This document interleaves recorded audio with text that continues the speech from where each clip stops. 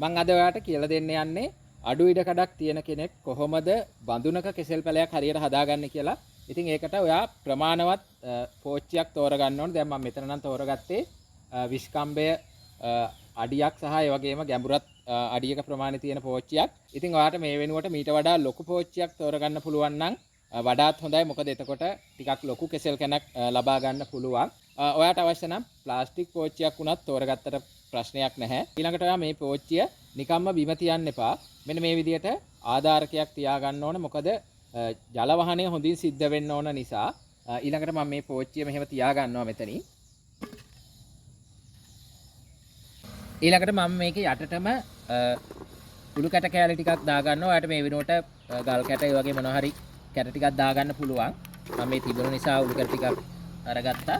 මේ උළු කැට ටිකක් හරි ගල් කැට ටිකක් හරි දාන එක අනිවාර්යයෙන්ම කරන්න ඕනේ. මොකද නැත්තම් ජල වහනය හොඳට සිද්ධ වෙන්නේ නැති නිසා. ඊළඟට ඔයා මේකට වියලි කොළ ටිකක් දාගන්න. වියලි කොළ ටිකක් දාගන්න. එතකොට තමයි හොඳට තවත් ජල වහනය සිද්ධ වෙන්නේ. ඊළඟට මම මේ හදාගත්ත පස් මිශ්‍රණයෙන් ටිකක් එකතු කරගන්නවා. මම මේ පස් මිශ්‍රණය ඇත්තටම හදාගත්තේ මතු පිට පස් කොටස් දෙකක්, ඒ වගේම ගොම පොහොර කොටස් දෙකක් සහ කරදහයිය කොටස් එකක් විදියට.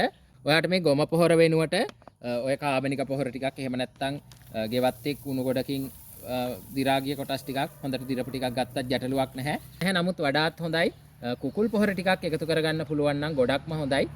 නමුත් ඒක ලොකු ගැටලුවක් නැහැ. අපිට ඉදිරියේදී මේක නඩත්තු කරද්දී අවශ්‍ය පොහොර, ඒ කියන්නේ පොටෑසියම් අඩංගු පොහොර දාලා මේක හදාගන්න පුළුවන්. ඊළඟට මම මේකට දිරා ගිය පොල්ලෙලි කෑලි ටිකක් එකතු කරගන්නවා. ඉතින් ඔයාලට මේ විදිහට දිරපු පොල්ලෙලි කෑලි නැත්තම් අමු පොල්ලෙලි කෑලි කීපයක් හරි එකතු කරගන්න පුළුවන් නම් හොඳයි.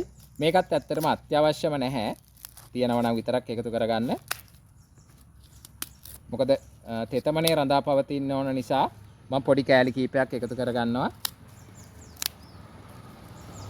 මම නැවතත් මේ විදිහට පස් ටිකක් එකතු කරගන්නවා.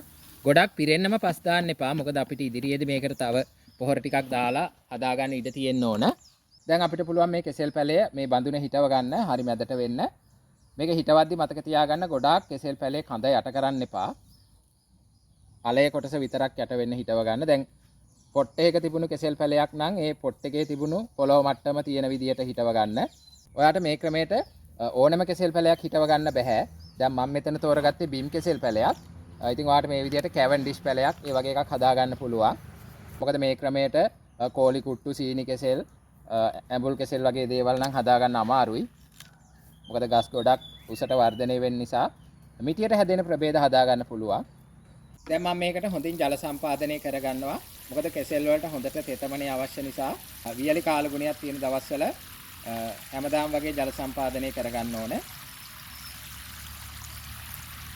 අනිත් එක තමයි ඔයා මේ කෙසෙල් පැලය හොඳට සූර්යාලෝකය ලැබෙන තැනක තමයි තියාගන්න ඕන. ඉතින් මේ පැලේ හිටවලා සතියක් විතර යනකම් ඔය පොල් අතු ටිකක් වගේ අරගෙන පොඩි සෙවණක් දෙන්න පුළුවන් නම් ගොඩක් හොඳයි මේ පැලේට. ඉතින් මේක ඉදිරියේදී නඩත්තු කරගෙන යන්නේ කොහොමද කියලා මම අනිවාර්යෙන් මේ පැලේට සාත්තු කරන විදිය ඔයාලට වීඩියෝ ගේන්නම්.